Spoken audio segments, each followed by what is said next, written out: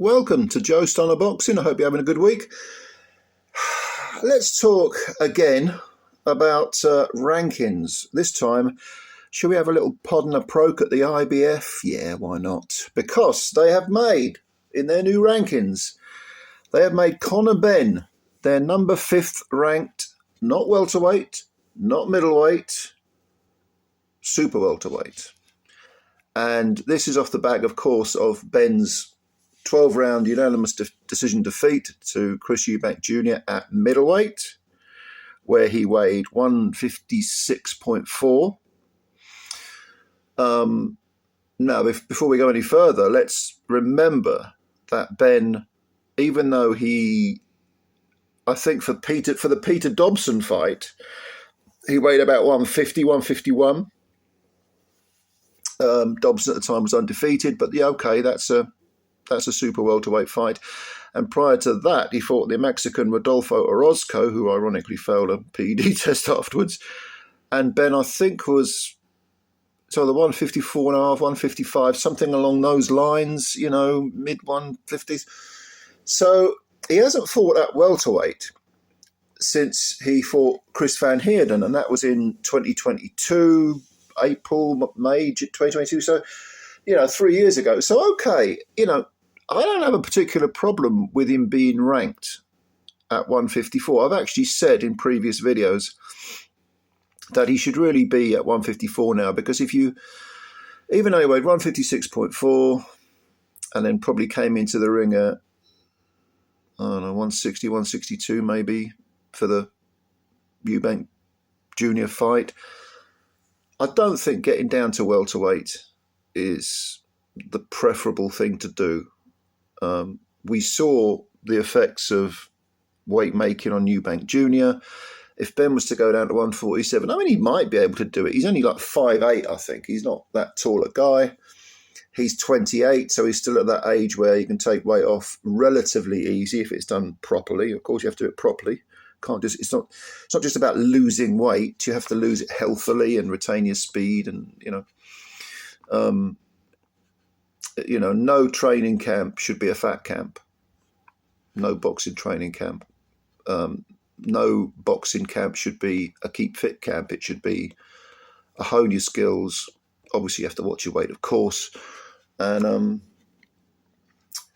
basically, you should be a professional. And Benn, in fairness to him, is a professional. He's always in the gym. He always looks in great nick. And you absolutely can't...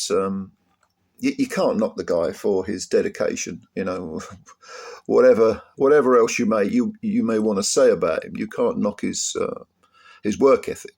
He certainly proved himself to be that type of fighter who lives the life, which is great, which is really good. But 154, it does beg the question, who would he fight at 154? Let's have a look at some of the names that are out there if he was to stay at 154. Well, the obvious name is Terence Crawford, although perhaps he's finished with 154 because he's got his fight with Canelo Alvarez coming up, undisputed super middleweight title fight.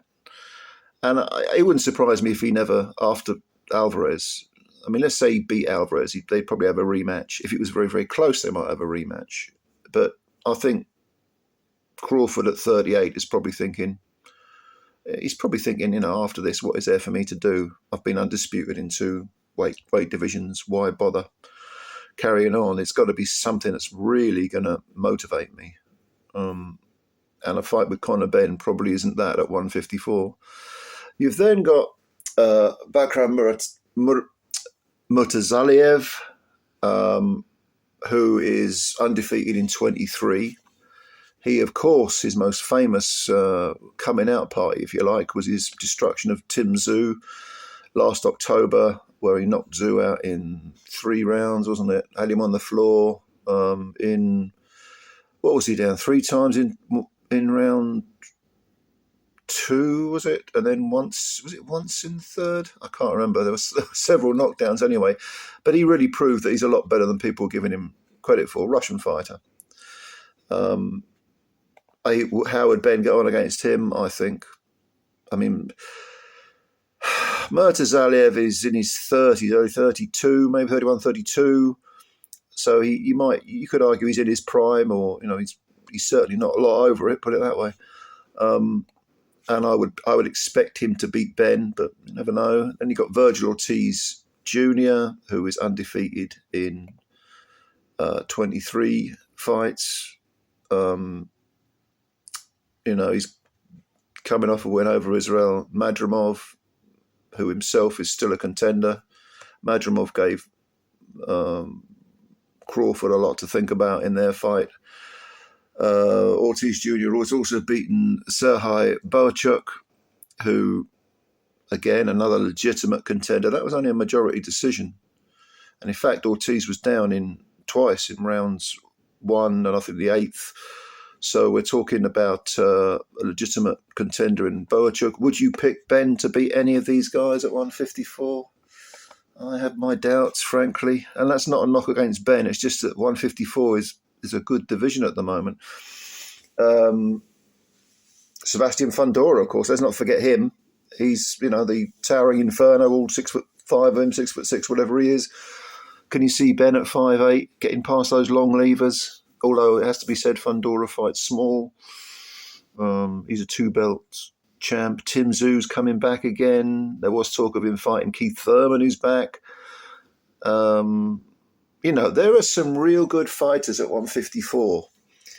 So even if 154 is Conor Benn's division now, rather than 147, even if he decides, 154, yeah, I probably feel stronger, more powerful, more punch resilience at that weight than I would at 147, because it was noticeable that he took some hellacious punches from Eubank Jr. and wasn't ever really rocked. I mean, he was shaken a little bit, especially the last couple of rounds, but I was impressed with his punch resistance and obviously his motivation, his fortitude was exceptional. It was a great fight and so on. But he may have sort of outlived, outgrown 147, and maybe 154 is his weight division. But that's a stacked division. So Conor Benn at 154 at number 1, does he deserve to be in the top 10? I mean, he's number 5. Yeah. I don't know. I've long ago given up trying to fathom what's going on in the heads of these ruling bodies when they do their rankings. And the IBF is notorious for having some very, very strange mandatory contenders. Having said that, their mandatory contender now is Erickson Lubin, who did score a very good win, which was a final eliminator over Adriel Holmes at the weekend. Stopped Holmes in the 11th round. Holmes was very disappointing, but Lubin proved he's got something left. It wasn't a great performance. It wasn't a great fight, but it was a deserved win. And Lubin is I'll fight anyone sort of guy. So I don't begrudge him being the number 1 contender. He's at least gone out and won his eliminators. But again, another person. Would Ben beat Lubin? Erickson Lubin? I don't know. What do you think? You tell me. Comments below as usual. Tell me what you think and why you think it. I always give a reason. And I will have a look at what you got to say. So thanks for watching the video. If you did like it, please hit the like button. And if you could subscribe to the channel if you're new. Takes a second, costs you nothing. You're supporting the channel. And spread the word about Joe Stunner Boxing. Ladies and gentlemen, thank you very much indeed. We shall speak again soon. Until then, take care and bye for now.